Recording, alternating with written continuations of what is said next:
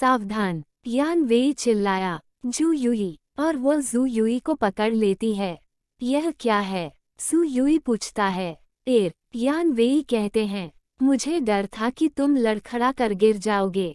जू युई मुड़ती है, नीचे देखती है और असमान फर्श में कुबर देखती है। मैं बिल्कुल ठीक हूँ, वह यान वेई से कहती है। आपको इतना चिंतित होने की जरूरत नहीं थी, वो करीब था, यान वेई कहती है, और हम देखते हैं कि उसने जू युई के सिर के ठीक पीछे ब्लेड पकड़ रखा है। मुझे लगा कि मैंने अपने पीछे कुछ हिलते हुए सुना है। जू युई कहती है, मुड़ना शुरू करती है, तभी यान वेई उसकी आंखों पर हाथ मारती है और कहती है, हिलना मत। तुम अचानक मेरी आंखें क्यों ढंक रहे हो? सू युई पूछता है। मैं यान वेई शुरू होता है और फिर कविता में बदल जाता है। मैं शांत रहूंगा और इंतजार करूंगा, तारों से जगमगाती रात की तरह। सुबह जरूर आएगी, अंधेरा मिट जाएगा, और तुम्हारी आवाज सुनहरी धाराओं में आकाश को तोड़ती हुई नीचे गिरती है। तब तेरे शब्द मेरे हर एक पक्षी के घोंसले से गीत का रूप ले लेंगे। यान वेई जू युई को दरवाजे तक ले जाती है, उसका हाथ अभी भी जू युई की आंखों पर है। उद्धरण ... क्या वह टैगोर की कविता है? सू युई ने पूछा। हाँ, यान वेई कहते हैं, जू युई को बेशर्मी से बाहर धकेलते हुए और उसके पीछे का दरवाजा जोर से पटकते हुए। दरवाजा एक मजबूत क्लिक के साथ बंद हो जाता है। भ्रमित जू युई ने दस्तक देते हुए पूछा, यान वेई, आपके साथ क्या हो रहा है? कमरे के अंदर से, जहां वह ब्लेड रख रही है, यान वेई कहती है, आपको धुएं की बहुत तेज गंध आ रही है। तुम्हें जाकर स्नान कर लेना चाहिए। जू युई और भी अधिक भ्रमित होकर खुद को सूंघने लगती है। क्या मैं? हाँ, गिरे हुए ग्रेनेड को उठाने के लिए झुकते हुए यान वेई कहते हैं। मैं सिगरेट के धुएं के प्रति बहुत संवेदनशील हूँ। ओह, फिर ठीक है, जू युई कहते हैं। वह सोचती है कि जब मैं झोऊ हेंग से लड़ रहा था तो गंध मेरे कपड़ों पर आ गई होगी। सू युई बाथरूम में चली जाती है, जहां उसका सामना एक और आश्चर्य से होता है। ये शॉवर इतना अजीब क्यों दिखता है?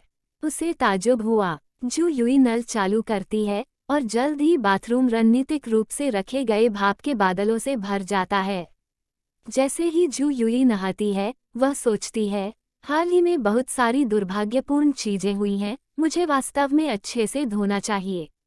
यान वेई सोफे पर बिस्तर बना रही है, तभी एक आवाज उसे रोकती है।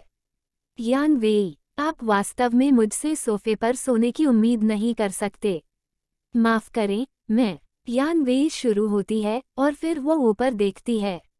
यान वेई कुछ क्षणों के लिए पूरी तरह से शब्द खो बैठी और फिर उन्होंने आगे कहा, मुझे दूसरे लोगों के साथ रहने की आदत नहीं है। ओह, फिर ठीक है, जू युई कहते हैं। चूंकि यह आपकी छत है, मैं इसके नीचे रह रहा हूँ।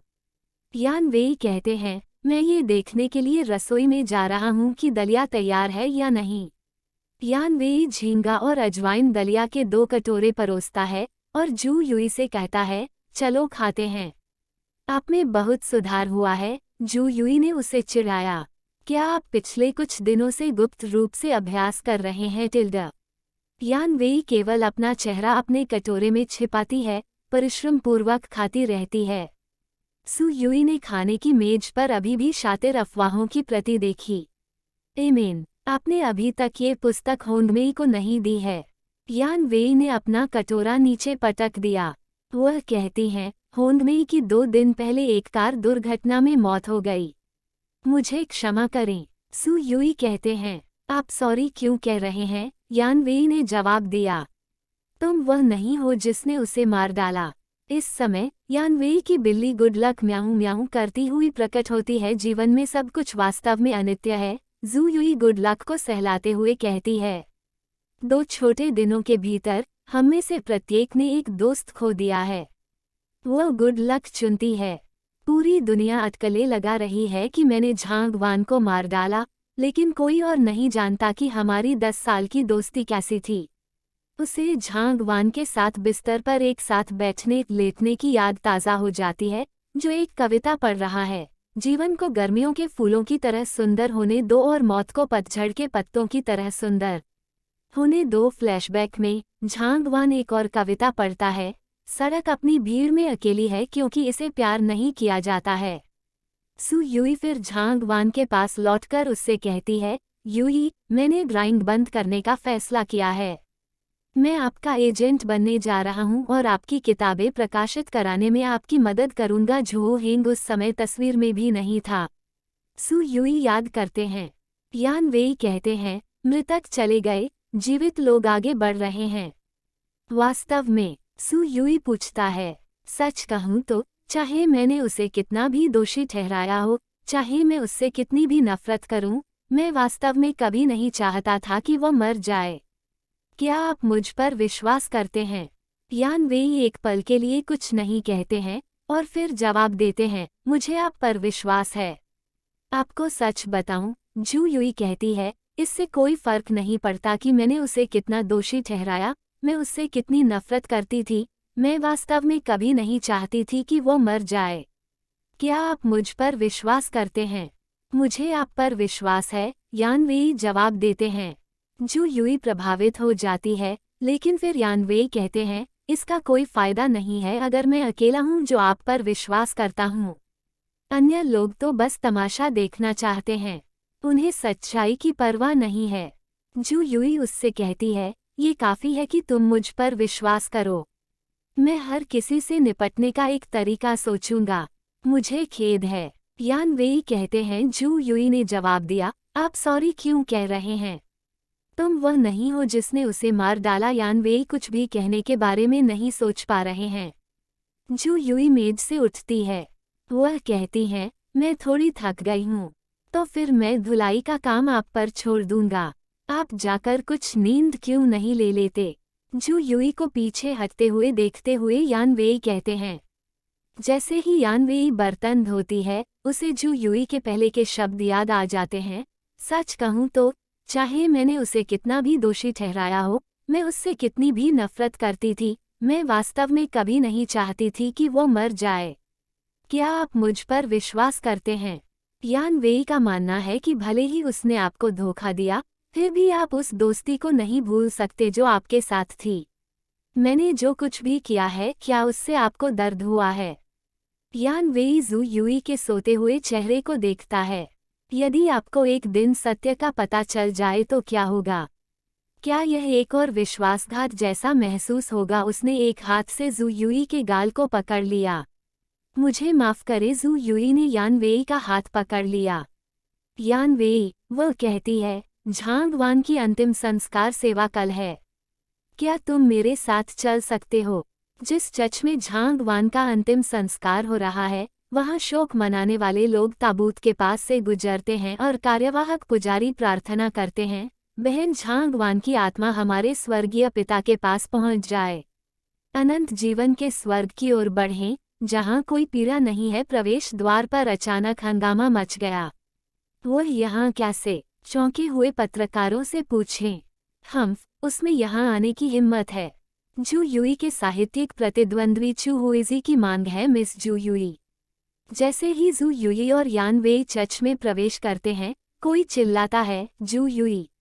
झांग वान की माँ चिल्लाती है, जो शोक के कपड़े पहने हुए है। तुम्हें यहाँ आने की हिम्मत है? जू यूई कहते हैं, झांग वान और मैं कई सालों से करीबी दोस्त थे। बाकी सब चीजों के बावजूद मैं अलविदा कहना चाहता था। आप ऐसा पाखंडी होना बंद कर सकते हैं। झांग वान का भाई चिल्लाता है। हर कोई जानता है कि तुमने ही उसे मरवाया है। चले जाओ, आपका यहाँ स्वागत नहीं है। उसके पीछे झांग वान की माँ विलाप करती हुई कहती है, मेरी बेचारी बेटी, आपका दुश्मन यहाँ है। जल्दी से अपनी आंखें खोलो और देखो। इससे पहले कि झांग वान का भाई जू यूई पर हाथ रखे, यान वेई ने उसकी कलाई पकड़ ली। उसे छुओ और देखो क्या होता है, वह धमकी भरे स्वर में कहती है। चाह। झांग वान के भाई कहते हैं, हमारे क्षेत्र में आकर परेशानी शुरू करने की हिम्मत कैसे हुई? वह बाहर निकलता है और यान वेई उसे फर्श पर पटक देता है। यान वेई। चिंतित जू यूई उन्हें देखते हुए कहती है। यान वेई ने झांग वान के भाई को जाने दिया। उसे जो कहना है कहने दो और हम चले जाएंगे। जू युई झांगवान के ताबूत की ओर जाती है, जहां वह झुकती है और एक सफेद गुलाब रखती है। वह मुड़ती है और भीड़ को संबोधित करती है। हालांकि हाल ही में झांगवान और मेरे बीच कुछ अप्रियता थी और कई बार हमारे बीच झगड़े भी हुए, फिर भी हम 10 वर्षों तक बहुत करीबी दोस्त थे। मैंने निश्चित रूप से उसे नहीं मारा और मुझे आशा है कि जब मैं ऐसा कहूंगा तो हर कोई मुझ पर विश्वास करेगा। क्या ये सच है या झूठ? भीड़ में से किसी से पूछता है। हम चूहुइजी कहते हैं। घड़ियाली आंसू। ये साबित करने के लिए कि यही मामला है, जू युई आगे कहती है। मैं इसके द्वारा 10,000 युआन का इनाम देता हूँ।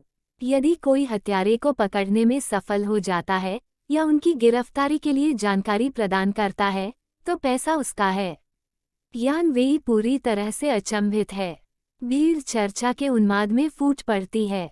क्या 10,000 युआन? आखिरकार क्या वह सचमुच हत्यारी नहीं है? क्या आपका दिमाग खराब है? चू हुइजी की मांग है। जू युई यान वेई की ओर मुड़ती है। यान वेई, चलो चलें। यान वेई किसी विशेष चीज को शून्यता से देखते हुए कोई प्रतिक्रिया नहीं देता। यान वेई, जू युई फिर से पूछती है। यान वेई अपने आप में वापस आती है। चल दर। जैसे ही वह जू युई के पीछे चट से बाहर आती है, वह सोचती है, जू युई, क्या आप इस तरह अपनी बेगुनाही साबित करने की योजना बना रहे हैं?